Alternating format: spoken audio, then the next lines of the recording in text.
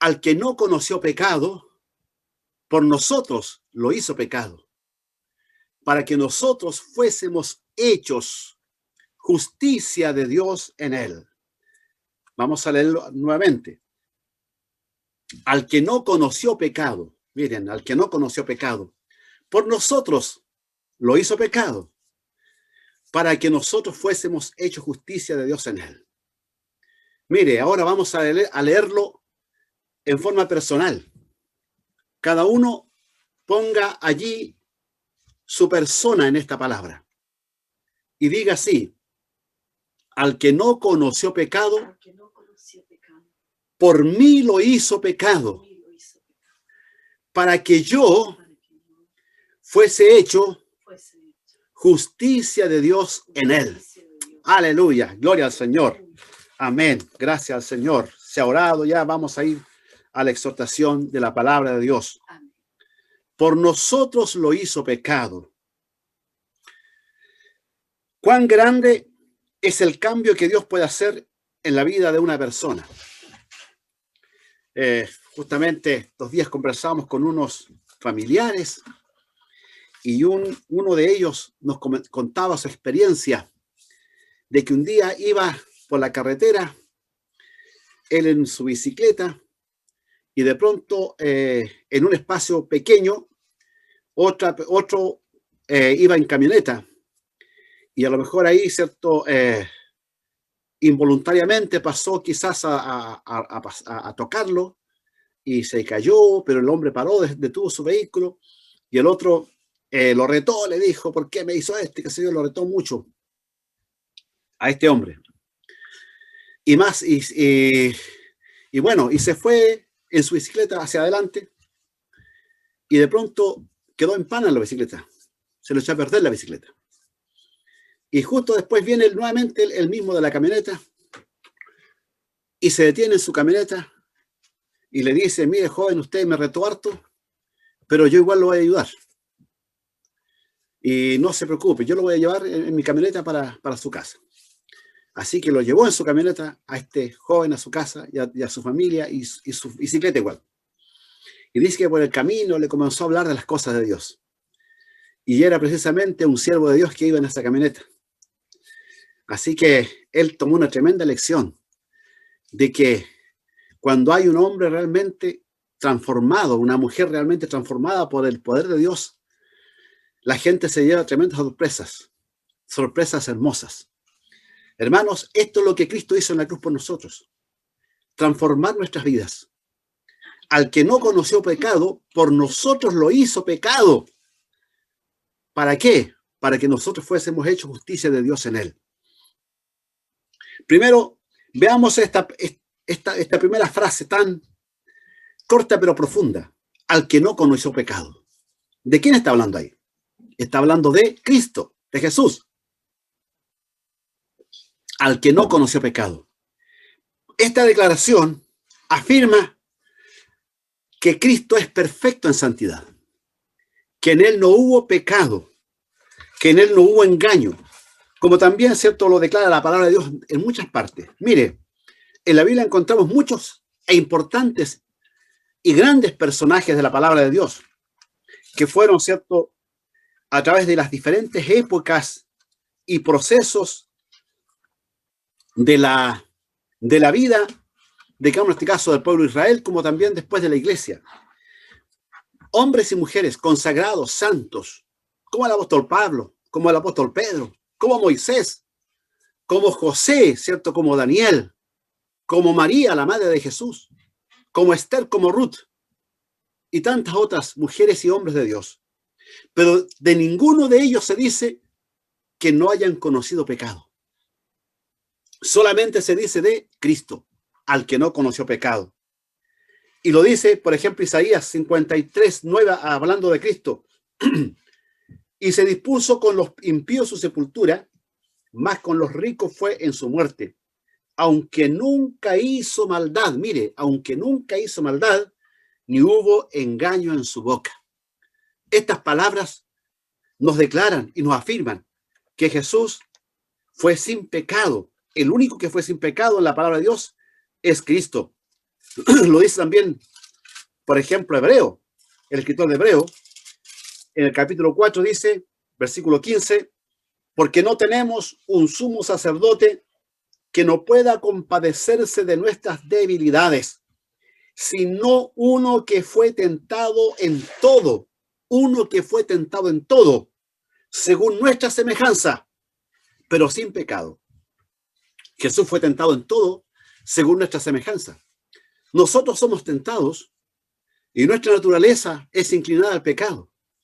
Y muchas veces somos tentados a lo mejor a airarnos, somos tentados a maldecir, somos tentados probablemente a cometer pecados de adulterio, de fornicación.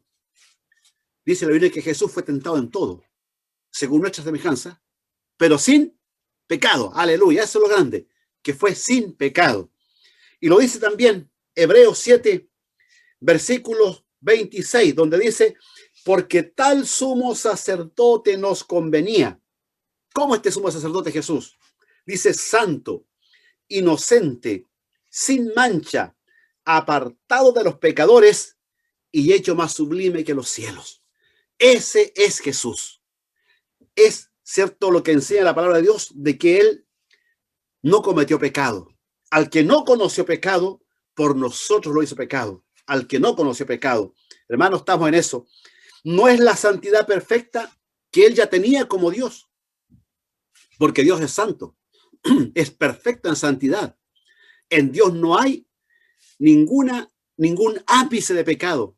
Él dice que no es tentado, no puede ser tentado y no es tentado de nadie. Dios es perfecto en santidad. Los que somos pecadores y hemos fallado somos nosotros.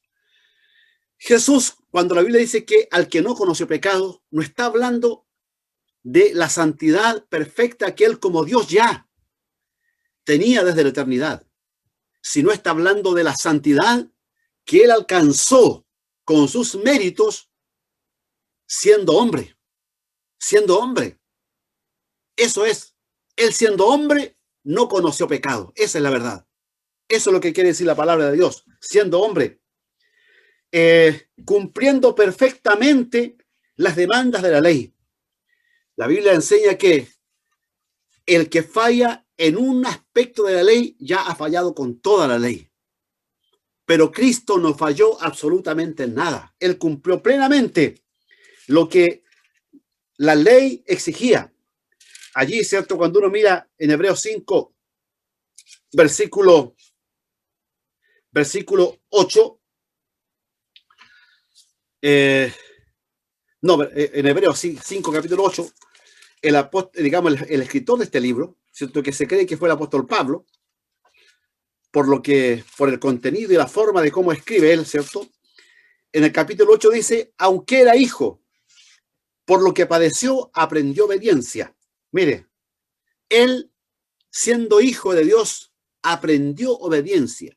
No es que él haya fallado y haya aprendido, ¿cierto? Haya fallado y aprendido, no, él está usando un concepto más entendible para nosotros los seres humanos. Aprendió obediencia, o sea, siendo el hijo de Dios, se hizo obediente, como también lo dice, ¿cierto?, el apóstol Pablo.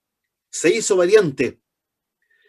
Por lo que padeció, aprendió obediencia, y habiendo sido perfeccionado, vino a ser autor de eterna salvación para todos los que le obedecen. Esto habla, ¿cierto?, ¿de qué obediencia está hablando la palabra de Dios? Está hablando de la obediencia a la ley. Obediencia a la ley de Dios. Él cumplió con la ley plenamente sin fallar en un ápice. Bendito sea el nombre del Señor. Nadie pudo cumplir la ley. Nadie pudo cumplir cabalmente los mandamientos de la ley. Por eso es que la Biblia dice que no hay justo ni siquiera uno. ¿Se fijan? Nadie pudo hacerlo. Nadie, por más que se esforzaron quizás los hombres, siempre en algo fallaron. Y la Biblia, que no esconde ninguna condición, ningún hecho del hombre, del ser humano, de los personajes que están allí, siempre los indicó la falla de ellos. Pero de Cristo no hay falla absoluta. Él cumplió plenamente con lo que Dios había establecido en su palabra, siendo aprobado por Dios. Él no recibió aprobación humana. No porque esa aprobación humana es ficticia, es subjetiva, es imprecisa. Nosotros cuando evaluamos a alguien, nos equivocamos. Mire, aunque alguna persona sea preparada para evaluar a otro, como lo es un profesor, por ejemplo, igual se puede equivocar, igual falla. Pero la evaluación del Padre, esa no falla, es perfecta. Y cuando el Padre, cuando Dios mira al Hijo, dice lo que dice Isaías 42:1. He aquí mi siervo, yo le sostendré, mi escogido, a quien mi alma, en quien mi alma tiene contentamiento. En quien mi alma tiene contentamiento. Cristo fue el único que pudo alegrar plenamente el corazón del Padre. Y lo vemos, ¿cierto? Cuando él fue bautizado en el río Jordán por Juan el Bautista, ocurrieron cosas sobrenaturales, tan gloriosas, tan maravillosas, como por ejemplo, que el Espíritu Santo descendió sobre Jesús en forma corporal como de paloma y se posó sobre él. También en ese momento, cuando Cristo estaba siendo bautizado, se escuchó, dice, una voz en el cielo, algo sobrenatural. Y esa voz decía, este es mi Hijo amado, en el cual tengo complacencia. Esa voz estaba aprobando a Cristo como el hombre perfecto en santidad, perfecto en todos sus caminos. Por eso es que cuando Pedro le predica a los judíos el día de Pentecostés, y dice, a este Jesús, varón aprobado por Dios, varón aprobado por Dios. Jesús fue perfectamente aprobado en todos sus caminos. Por eso, amados hermanos, que Él es el único del cual la Biblia dice que es perfecto en santidad. Del único en el cual encontramos en la palabra de Dios, de quien se dice, al que no conoció pecado. Jesús no conoció pecado de ningún tipo. Él ni siquiera tuvo un pensamiento pecaminoso, ni un sentimiento pecaminoso, ni una palabra que fuera pecaminosa, ni una acción que fuera pecaminosa. Él fue santo en toda su manera de ser y de vivir. Por eso es que Cristo es digno de gloria, es digno de alabanza, porque Él es ese hombre maravilloso, lleno de santidad y de amor, que vino a la tierra. Esta santidad alcanzada y demostrada por Cristo era fundamental y condición irreemplazable, mire, y condición irreemplazable para ofrecer a su vez el sacrificio perfecto de salvación. Amados hermanos, si Cristo hubiera fallado en un aspecto de su vida, si hubiera tenido un pensamiento pecaminoso, el sacrificio que él hizo en la cruz del Calvario no hubiera servido. Pero gloria a Dios, porque él no pecó, no conoció pecado. Por lo tanto, el sacrificio de la cruz es un sacrificio, es el sacrificio perfecto. Alabado sea el nombre del Señor, aleluya. ¿Cuántos se gozan en este Cristo maravilloso en esta hora? ¿Cuántos se regocijan en esto? Porque esto es nuestra salvación. Sí, yo me regocijo en este Cristo porque esa es mi salvación. Aleluya, gloria a Dios. Como lo dice Hebreos 10, versículo 12. Pero Cristo, habiendo ofrecido una vez para siempre un solo sacrificio por los pecados, se ha sentado a la diestra de Dios. Y luego el versículo 14 dice, porque con una sola ofrenda hizo perfectos para siempre a los santificados. ¿Por qué el sacrificio de Cristo es tan completo? Es tan, amados hermanos, perfecto, que no admite duda, que no admite falla, ninguna, ni la más mínima. Porque Cristo fue perfecto en todo lo que hizo. Por lo tanto, el sacrificio en la cruz fue perfecto y ese sacrificio es tan perfecto, tan poderoso y tan glorioso que Él nos puede salvar a nosotros para siempre, perpetuamente. Aleluya, gloria a Dios. Oh, gloria a su nombre. Qué tremendo es lo que el Señor hizo. Por eso es que podemos decir que por tal motivo, él es lo que dice también, ¿cierto? El apóstol Pedro, que él es el Cordero de Dios, sin mancha y sin contaminación, reservado desde antes de la fundación del mundo, ya destinado desde antes de la fundación del mundo, pero manifestado en los postreros tiempos por amor de nosotros. Y antes de eso dice, sabiendo que fuiste rescatado de vuestra vana manera de vivir, la cual recibisteis de vuestros padres, no con oro, no con cosas corruptibles como oro o plata, sino con la sangre preciosa de Cristo, como de un cordero sin mancha y sin contaminación. Aleluya, gloria a Dios. Grande es el amor del Señor. Si dijimos, si Cristo no hubiera sido santo y sin pecado, aún estaríamos nosotros muertos en nuestros delitos y pecados. Aún estaríamos perdidos. No seríamos transformados. No seríamos regenerados. No tendríamos esperanza. Quizás tendríamos una religión, pero no una salvación, no un evangelio de poder, no un Cristo glorificado, no un Cristo que venció en la cruz del Calvario al pecado, amados hermanos. Pero Él lo hizo y por eso estamos aquí alabando a este Señor maravilloso, al que no conoció pecado. ¿Cuántos se gozan? Porque Cristo, cierto, es perfecto. Damos gloria a Cristo, damos gloria a Cristo. Le damos gloria, ¿por qué? Por su santidad. Le damos gloria por su santidad. Le alabamos por su santidad.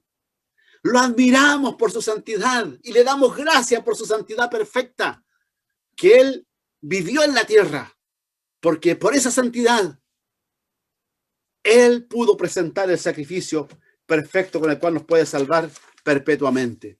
Bendito sea el Señor, al que no conoció pecado. Insisto, del único que en la Biblia se dice que no conoció pecado es de Cristo. Del único que se dice que fue tentado en todo pero sin pecado es de Cristo. Del único que se dice que no hubo maldad ni engaño en su boca es de Cristo. De Él. Gloria a su nombre. Aleluya. Por eso es que Cristo es nuestro grande Salvador. Es nuestro glorioso Salvador.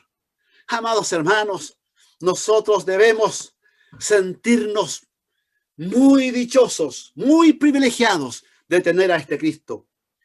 Porque además de eso dice, al que no conoció pecado, por nosotros lo hizo pecado. Por nosotros lo hizo pecado. Cristo siendo santo, ¿significa esto? Que Cristo siendo santo fue tratado por Dios como el más vil pecador cuando estaba colgado en la cruz del Calvario. Amados hermanos, fue tratado como si hubiera cometido todos los pecados del mundo. De esa manera, en la cruz del Calvario, al que no conoció pecado, por nosotros lo hizo pecado. Lo trató como pecador, siendo santo. Gloria a su nombre, aleluya, y qué grande es el amor. Como dice la palabra de Dios, en Isaías 53, 5, 6 dice, mas el herido fue por nuestras rebeliones, molido por nuestros pecados, el castigo de nuestra paz fue sobre él y por su llaga fuimos nosotros curados. Todos nosotros nos descarriamos como oveja, cada cual se apartó por su camino, mas Jehová cargó en él el pecado de todos nosotros. Aleluya, qué tremendo es esto. Dios cargó en Cristo, cuando estaba en la cruz, el pecado de todos nosotros. Imagínense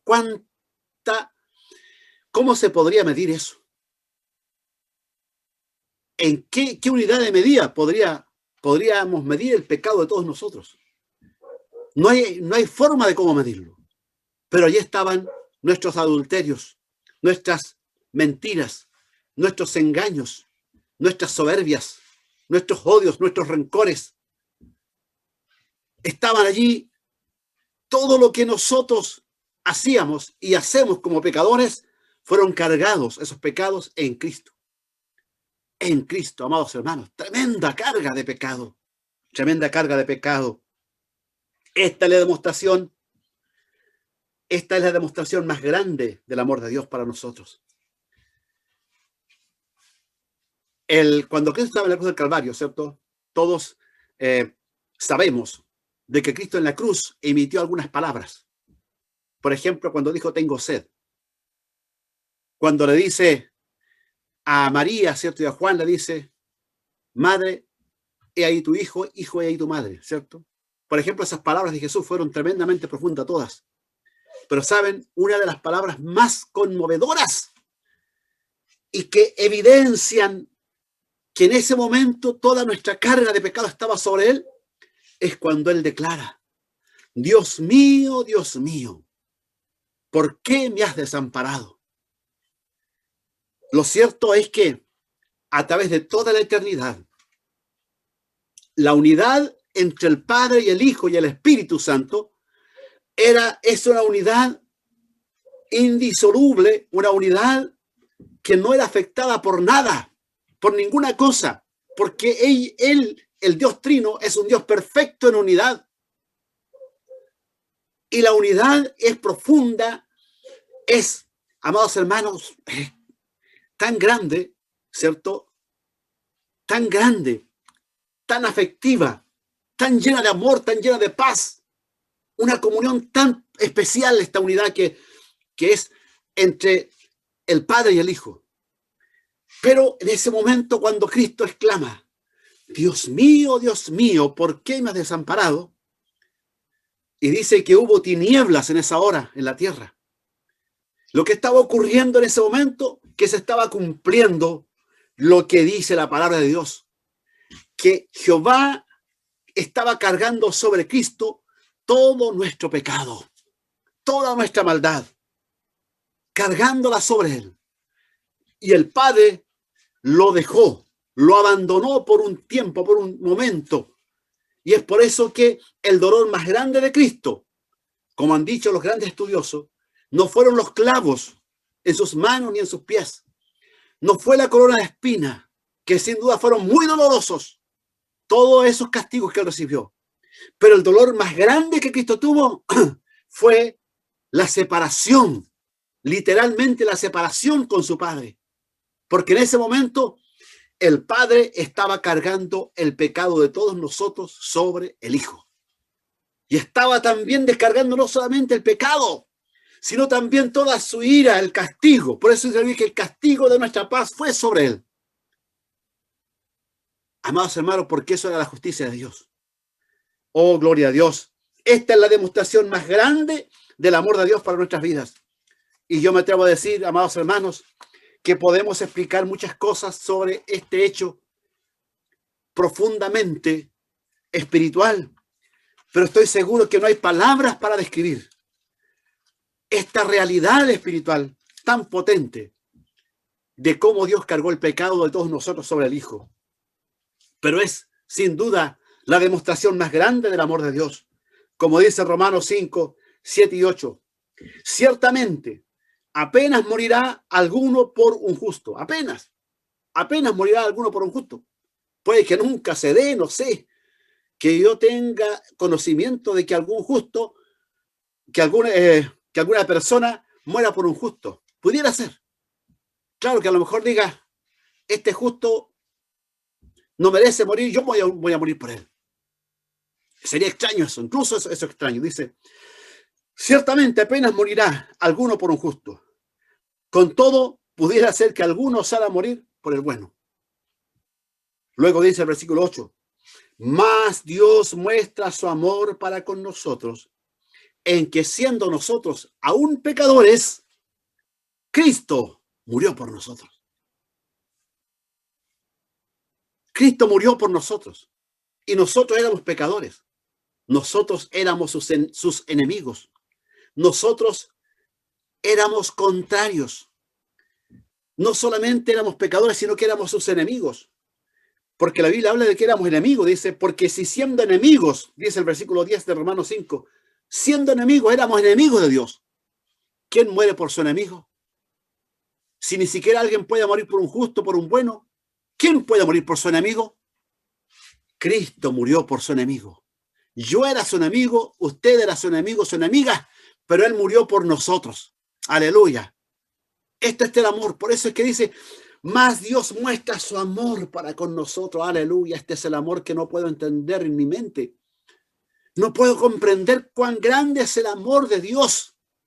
Y aunque a lo mejor ustedes, muchos, hayan leído estas palabras y hayan escuchado mensajes sobre el amor de Dios, pero qué importante es que nosotros meditemos en este gran amor y lo refresquemos en nuestra mente y en nuestro corazón para que no nos alejemos de él, para que no nos volvamos ingratos, para que no nos volvamos indiferentes, para que no nos volvamos puramente religiosos, sino seamos personas que valoremos lo que Cristo hizo por nosotros, que no merecíamos su sacrificio en nuestro favor.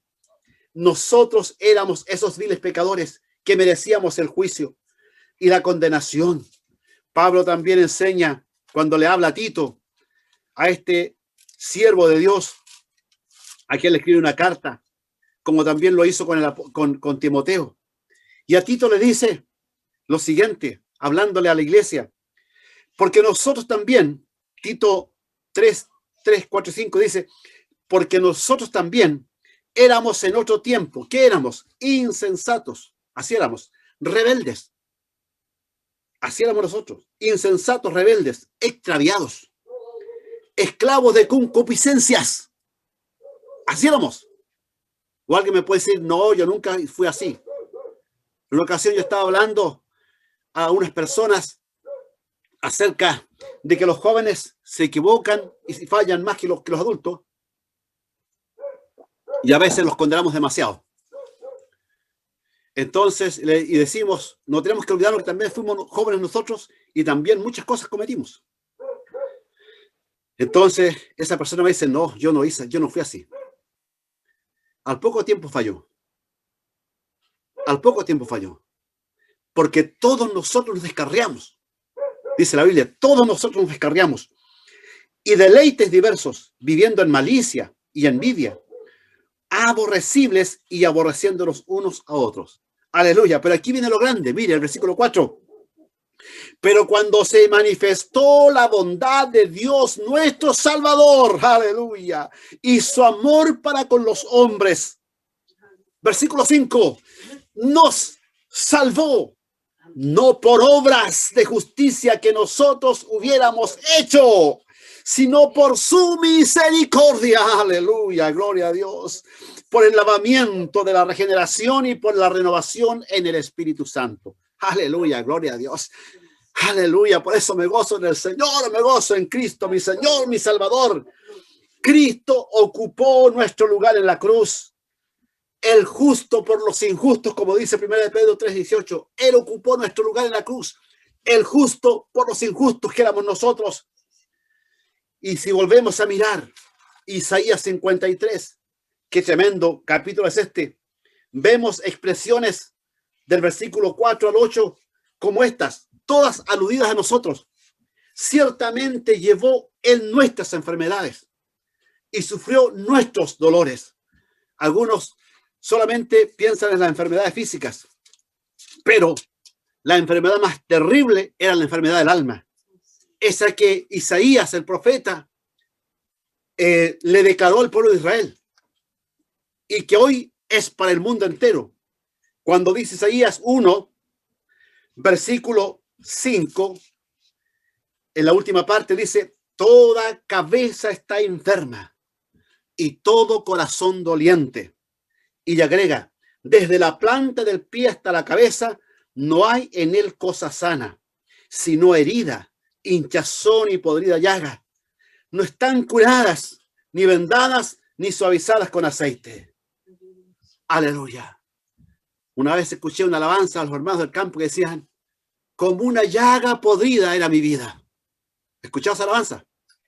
Como una llaga podrida era mi vida. Así es, hermanos. Así es. El pecado es corrupción. El pecado es pudrición. El pecado es contaminación. El pecado hiede. El pecado es tremendamente repulsivo a la presencia de Dios. Así era nuestra vida. Ciertamente Él llevó nuestras enfermedades y sufrió nuestros dolores. Y el versículo 5 dice, mas el herido fue por nuestras rebeliones. Por nuestras rebeliones. Por mi rebelión, por tu rebelión. Molido, aleluya, molido, dice molido. Literalmente él fue molido. Sus carnes fueron molidas a punta de azote, su espalda molida, su rostro desfigurado. Molido, ¿por qué? Por nuestros pecados, hermanos. El castigo de nuestra paz fue sobre él. El castigo de nuestra paz fue sobre él. Porque nosotros no teníamos paz. No teníamos paz para con Dios. Menos teníamos paz para con los demás. Ni teníamos paz en el corazón. Pero Cristo recibió el castigo de nuestra paz. Aleluya. El castigo de nuestra paz fue sobre él. Y por sus llagas fuimos nosotros curados. Aleluya. Y ahora podemos decir, tengo paz para con Dios. Tengo paz para con Dios. Mas Jehová cargó en él el pecado de todos nosotros, dice el versículo 6. Versículo 8, por la rebelión de mi pueblo fue herido. Todo el pueblo de Dios somos nosotros. Todo fue por nosotros. Por eso que dice claramente el apóstol Pablo, al que no conoció pecado, por nosotros lo hizo pecado. Aleluya. Cristo fue tratado como el más vil de los pecadores en la cruz. ¿Cómo nos debemos amarle y serle fieles? Amados hermanos, nosotros tenemos tanta deuda con lo que Cristo hizo. Somos deudores de su amor. Somos deudores de su gracia. Aleluya. Estamos endeudados con Dios. Estamos endeudados con Cristo. Toda vez que el diablo le quiera meter el bicho de la rebeldía en su corazón contra Dios. Toda vez que el enemigo quiera apartarlo de Dios. Acuérdese de lo que Cristo hizo en la cruz del Calvario. Y diga, yo no me quiero apartar ni me voy a apartar porque yo estoy endeudado con este Señor llamado Jesús. Yo estoy endeudado con Él. Él pagó por mí en la cruz el castigo que yo merecía. Él lo recibió. El juicio que yo merecía, Él lo llevó. Toda la ira de Dios fue sobre Él. Por eso es que yo no puedo apartarme de Cristo. No puedo apartarme de Cristo porque yo era una llaga podrida, porque yo estaba muerto en mi delito y pecado, pero Él me despertó para salvación y me dio vida. Por esa razón yo no puedo. Aleluya, aunque muchos me digan, mira, te están pasando pruebas, te están pasando dificultades. ¿Dónde está tu Dios que dices que es tan real? Aunque me digan todas esas cosas y el diablo me susurra al oído y el diablo me quiere encarar, yo no puedo apartarme. Yo no puedo alejarme de Cristo. No puedo. Aleluya. Que Él nos ayude, que Él nos fortalezca para serle fiel, así como Él ha sido fiel hasta aquí con todos nosotros. Aleluya, gloria a Dios. Al que no conoció pecado, por nosotros lo hizo pecado. ¿Para qué? Para que nosotros fuésemos hechos justicia de Dios en Él. Ese es el objetivo. Ese fue el propósito. Que tú y yo seamos justicia de Dios en Él. Este es el resultado más grande y significativo de su muerte en la cruz del Calvario. Aleluya. Él quiso morir en la cruz del Calvario. ¿Sabe para qué? Para justificarte y para justificarme. Él quiso morir en la cruz del Calvario para limpiar mi pecado. Aleluya, para limpiarme con el fin de que yo pueda recibir salvación. Para que ya el pecado no muera en mí, para que el pecado no sea un obstáculo para llegar al Padre, sino que Él quitó el pecado de todos nosotros. Lo quitó, lo sacó con su muerte en la cruz. ¿Qué significa ser justicia de Dios en Él? Significa ser justificados. Y esto lo hemos explicado muchas veces, pero a mí no me, como dice el apóstol Pablo, no me es molesto escribir las mismas palabras. A mí no me es molesto decirle, usted, mi hermano, mi hermana, usted no merecía justicia. Usted no merecía ser llamado justo. Yo tampoco lo merecía. Pero ¿saben qué hizo Dios a través de Cristo en la cruz del Calvario? Nos justificó. Y eso significa que nos declaró justos, sin que nosotros fuéramos justos. La Biblia dice que no hay justo ni siquiera uno. Lo dice Salmo 14, lo dice Romanos 3. No hay justo ni siquiera uno, ni siquiera uno. No hay ni uno justo. Pero, amados hermanos, qué bueno es esto saber que Dios ahora en Cristo nos declara justo. Tú no eras justo, pero Dios te declaró justo. Aleluya. ¿Cuánto se goza en el Señor? Somos justos no por méritos, sino porque hemos creído en Cristo Jesús. Aleluya. Esto es lo que le predicaba el apóstol Pablo a los judíos en Hechos capítulo 13, versículo 39, cuando le dice de la siguiente manera: y que de todo aquello de que por la ley de Moisés no pudisteis ser justificados, en él es justificado todo aquel que cree. En él es justificado todo aquel que en él cree. Si usted creyó en Cristo, usted es justificado. Usted es contado entre los justos. Aleluya. El Señor me cuenta como un justo. Yo no era justo. Y sigo siendo un hombre débil. Pero por creer en Cristo Jesús, por refugiarme en su sangre carmesí, por ir por la fe a Él. Aleluya. Él me cuenta como si fuera justo. Él te cuenta como si fuera justo. Aleluya. Esto me conmueve. Me conmueve hasta el alma. Saber que por su sangre soy justificado. Gloria a Dios. Aleluya. Qué tremendo es esto, hermanos. Cuando nosotros llegamos a meditar acerca de todo esto que Cristo hizo por nosotros, nada nos hará mover. Nada nos hará mover. Nada me hará mover. Pues cual la roca eterna de los siglos, firme estaré. Aleluya. Porque dice el Romanos 5:9. Porque mucho más, estando ya justificados en su sangre. Aleluya. Por él seremos salvos de la ira. Estando justificado en su sangre, habiendo sido declarado justo por la fe en Cristo, habiendo sido vestido de justicia, no mi justicia, sino la justicia de Cristo en la cruz. Ahora soy salvo de la ira del juicio que vendrá sobre el mundo. Por eso es que la Biblia nos declara que la iglesia va a ser arrebatada. La iglesia va a ser levantada, porque viene la hora de la ira del juicio de Dios sobre la tierra. Pero la iglesia va a ser escondida. Dios vendrá, Cristo vendrá, enviará sus ángeles y te tomará donde estés. Y si alguien ha partido a la presencia del Señor, allí vendrá y tomará ese cuerpo y será transformado. Y la iglesia será transformada, será glorificada y será llevada a la presencia de Dios. Y allí la iglesia estará escondida en el hueco de la mano de Dios. Aleluya. Y la ira vendrá sobre la humanidad. Pero nosotros dice que seremos salvos de la ira. Seremos salvos del infierno.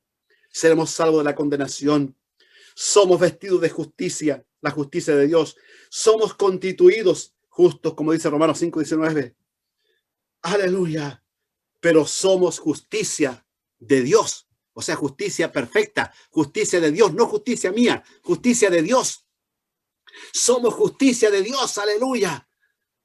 Oiga, si no es que solamente Dios nos declara justos, sino que Dios nos viste de justicia. Yo estoy vestido de justicia, aleluya. Estoy vestido de santidad y usted también estamos vestidos de justicia y de santidad.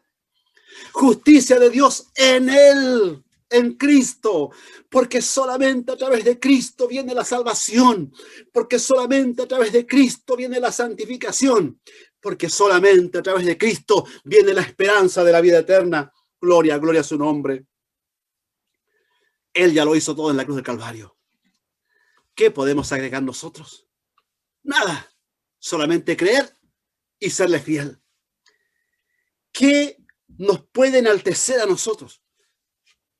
Cuando veo personas orgullosas, incluso cristianos, que dicen, no, yo no perdono porque miren lo que me hicieron. Yo digo que esta gente no entiende nada del evangelio. Esta gente está ciega, aunque hayan ido a 1000 cultos a la iglesia. Pero si no es capaz de perdonar a su hermano, no es capaz de perdonar a su familiar, no es capaz de perdonar a sus enemigos. Esta gente no entiende lo que es el evangelio, no lo entiende. No sabe lo que es el evangelio. El evangelio es esto: que tú no mereciendo nada, que tú siendo un vil pecador, digno de condenación, Cristo murió en tu lugar y te perdonó tus pecados. Por eso es que la Biblia dice que así como Dios nos perdonó nuestros pecados en Cristo, también perdonemos a los demás sus faltas, sus errores. Hermanos amados, tremendo es el amor de Dios. ¿Saben? Quizás he tratado de explicar de alguna manera el amor de Dios, pero estoy seguro que ni siquiera el 1% de todo el amor de Dios que es para nosotros lo he podido explicar con claridad. Porque este amor no tiene explicación. El amor de Dios no tiene explicación. ¿Cómo me explico yo que siendo tan pecador Cristo murió por mí? ¿Cómo me explico yo que siendo inmerecedor de nada, merecedor de nada, Él me haya salvado, me haya limpiado y me haya justificado, y ahora soy un redimido por su sangre y espero volar a su presencia para vivir con Él eternamente para siempre? Eso, amados hermanos, no tiene explicación. Solo el amor de Dios, solo la gracia de Dios. Que el Señor nos haga ser fieles de todo corazón. Amén. Oremos al Señor y demos gracias. Padre amoroso, en esta hora estamos delante de tu presencia. El amor de Dios nos constriñe, como dice el apóstol Pablo. El amor de Dios nos conmueve profundamente. Cuando tú dices, Señor, que al que no conoció pecado, por nosotros lo hizo pecado para que nosotros fuésemos hechos justicia de Dios en él. Es algo tan profundo, algo tan grande. Solamente te ruego, Señor, que nos afirmes. Solamente te ruego que nuestros corazones jamás dejen de pensar en lo que tú hiciste en la cruz del Calvario. Que siempre vayamos a la cruz. Como dice el himno, Cristo, hazme ver tu cruz. Cristo, hazme ver tu cruz. Si olvido del Getsemaní, tu sufrimiento agudo allí, Cristo, hazme ver tu cruz. Aleluya. Bendice a mis hermanos, porque no solamente en la cruz llevaste nuestros pecados, sino también sanaste nuestras enfermedades. En esta hora, Señor, sana al enfermo. Sana al enfermo. Aplíquese la sangre de Cristo, aleluya, para sanidad del alma, para sanidad del cuerpo. La sangre de Cristo se aplica con la autoridad del Espíritu Santo. Aleluya, y el efecto de esta sangre no ha perdido vigor y fortaleza. Como en el ayer, tú sigues sanando y sigues limpiando y sigues restaurando y te sigues glorificando, porque tú eres ese Dios grande y todopoderoso que no cambias. En el nombre de Jesús. Amén y amén.